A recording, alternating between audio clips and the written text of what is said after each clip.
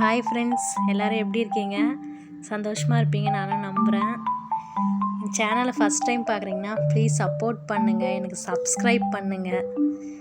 நீங்கள் சப்ஸ்கிரைப் பண்ண தான் எனக்கு ஒரு மோட்டிவேஷனாக இருக்கும். இதுதான் எங்கள் அழகான ஒரு வில்லேஜ், எங்கள் வீடு. ஸோ எப்படி இருக்குதுன்னு சொல்லிட்டு ஒரு லைக்ஸ் போடுங்க. உங்களுக்கு வில்லேஜ் பிடிக்குனாலும் எனக்கு ஒரு கமெண்ட் பண்ணுங்கள். இப்போ நம்ம நிறைய வாட்டி நினச்சிருப்போம் கடவுள் நம்ம கூட இருக்கார் அப்படின்னு சொல்லிட்டு. ஆனால் நான் நிஜமாலுமே கடவுள் இருக்காருன்னு உணர்ந்த ஒரு தருணம்லாம் இருக்குது.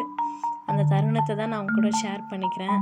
என் லைஃப்பில் என்ன நடக்குதோ அதை மட்டும்தான் நான் வீடியோவாக போடுறேன். எனக்கு தெரிஞ்ச நிறைய அனுபவங்களை உங்கள் கூட ஷேர் பண்ணிக்கலாம்னு நினைக்கிறேன். உங்களுக்கும் அது பிடிக்கும்னு நினைக்கிறேன். இந்த மாதிரி உங்கள் லைஃப்பில் ஏதாச்சும் நடந்ததுன்னா நீங்களும் கனெக்ட் பண்ணி பாருங்கள். இல்லை அது மாதிரி உங்களுக்கும் நடந்துருந்துச்சுன்னா எனக்கும் கமெண்ட் பண்ணுங்கள். ஃபஸ்ட்டு நாங்கள் வீடு ஒன்று கட்டலான்னு சொல்லிட்டு நினச்சிட்டு இருந்தோம். நிறைய தடங்கள் தான், இவ்வளோ தடங்கள்னே சொல்ல முடியாது. அந்த அளவுக்கு தடங்கள், போலீஸ் கேஸ் எல்லாம் ஆகிற அளவுக்கு தடங்கள் தான் வந்துச்சு. வீட்லேயும் பிரச்சனை, பண கஷ்டம், மன கஷ்டம் எல்லாமே இருந்துச்சு. ஆனாலும் நம்ம கட்டணுன்னு ஒரு எண்ணம் இருந்துச்சுன்னு வச்சுக்கோங்களேன், அது எவ்வளோ பெரிய என்ன சொல்கிறது கஷ்டமாக இருந்தாலும் நமக்கு தவிடு பொடி ஆக்கிடும்னு சொல்லிட்டு சொல்லுவாங்க.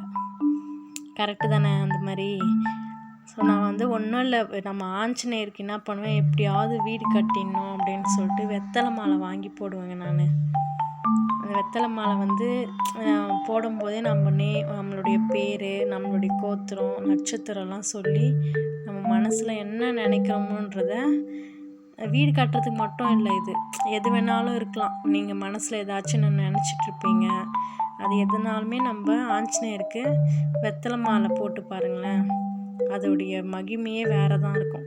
9 வாரம் தொடர்ந்து போட்டு பாருங்கள், அது எப்படி உங்களுக்கு ரியாக்ட் ஆகுதுன்னே தெரியும்.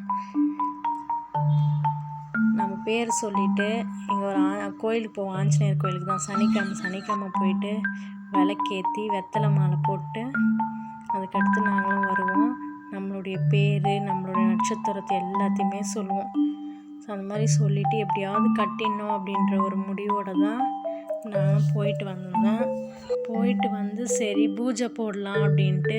ஃபஸ்ட்டு பூஜை போடும்போது யாருக்குமே சொல்லாதீங்க, ஏன்னா ஒருத்தருக்கு நினைப்பாங்க சரி நல்லா இருக்கட்டும் அப்படின்னு சொல்லிட்டு. ஆனால் மற்றவங்கலாம் சும்மா தான் மேலுக்கு சொல்லுவாங்களே தவிர நிஜமாக இந்த உலகம் எல்லோரும் நல்லா இருக்கட்டும்னு நினைக்கிறவங்களே கிடையாது. அதனால் நம்ம வீடு, நம்ம ஹஸ்பண்டு ஒய்ஃபு, நம்ம மாமியார் மாமனாருக்கு மட்டும் இருக்கட்டும், அம்மா வீடு மட்டும் இருக்கட்டும். வேறு எந்த சொந்த பந்தங்களையும் கூட வச்சு நீங்கள் போடாதீங்க. நீங்களாவே ஃபஸ்ட்டு ஒரு பூஜை மட்டும் போடுங்க. போட்டுட்டு அதுக்கடுத்து நாங்கள் என்ன பண்ணோம்னா திருப்பதிக்கு போகலாம் அப்படின்னு சொல்லிட்டு பூஜை போட்ட அன்றைக்கே திருப்பதி போய் வந்தோம். ஏன்னா திருப்பதி போனால் நமக்கு ஒரு திருப்பம் நடக்கும்னு சொல்லிட்டு சொல்லுவாங்க இல்லைங்களா? அதனால தான் பூஜை போட்ட அன்றைக்கி நாங்களும் திருப்பதி போயிட்டு வந்தோம். அதுக்கேற்ற மாதிரியே அந்த திருப்பதி பெருமாள் எங்களுக்கு ஒரு அனுகிரகம் கொடுத்து, அதான் சொல்கிறேனே, போலீஸ் கேஸ் எல்லாம் இருந்ததையே ஒரு தவிடு பொடியாக்கி நமக்கு ஒரு நல்ல ஒரு பிரார்த்தத்தை நமக்கு ஏற்படுத்தி கொடுத்தாரு. அதனால தான் எனக்கு நடந்த ஒரு அனுபவத்தை நான் உங்களுக்கு மட்டும் சொல்கிறேன். நீங்கள் ஆஞ்சநேயருக்கு வெத்தலை மாலையை போட்டுகிட்டே இருங்க. அதுக்கடுத்து நம்ம கட்டுவோமா கட்ட மாட்டோமான்ற நிலமையில் இருந்தவங்கள கூட இந்த மாதிரி சரி கட்டுவேன்ற ஒரு துணையாக இருந்த ஒரு கோயில்னால் திருப்பதி பெருமாள் கோயில். ஸோ அங்கேயும் இந்த மாதிரி பூஜை போட்டு அப்படியே போயிட்டு வந்தோம்.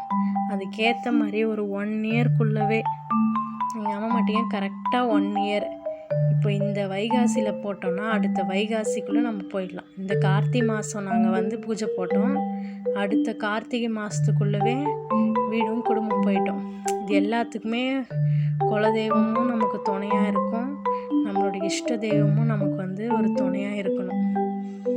அதை நம்ம நல்லா நினச்சிக்கோங்க. குலதெய்வத்தையும் நம்ம இஷ்ட தெய்வத்தையும் நினச்சி நீங்கள் எந்த ஒரு விஷயமா இருந்தாலும் அது செய்யுங்க. அப்போ தான் கடவுள் நம்ம கூட இருக்கிறாருன்ற ஒரு தருணம் நமக்குள்ளே வரும். அந்த தருணமே நமக்கு வழிகாட்டும், இதுதான் செய்கிறோம், இப்படி தான் பண்ணணும் அப்படின்னு சொல்லிட்டு. என் சேனலை தயவு செஞ்சு சப்ஸ்கிரைப் பண்ணுங்கள். உங்களுக்கு ஏதாச்சும் ஒரு விஷயம் பிடிச்சிருந்துச்சுன்னா கமெண்ட் பண்ணுங்கள். நிறைய ஷேர் பண்ணுங்கள். ஷேர் பண்ண தான் சேனல் வந்து க்ரோத் ஆகணும். அதனால் நிறைய ஷேர் பண்ணுங்கள், சப்ஸ்கிரைப் பண்ணுங்கள். கண்டிப்பாக நம்புங்க, எதுவுமே வந்து இது நடக்கும்னு சொல்லிட்டு நம்புங்க. நம்பர் தான் நம்ம நினைக்கும், இந்த பிரபஞ்சமும் நமக்கு கை கொடுக்கும்.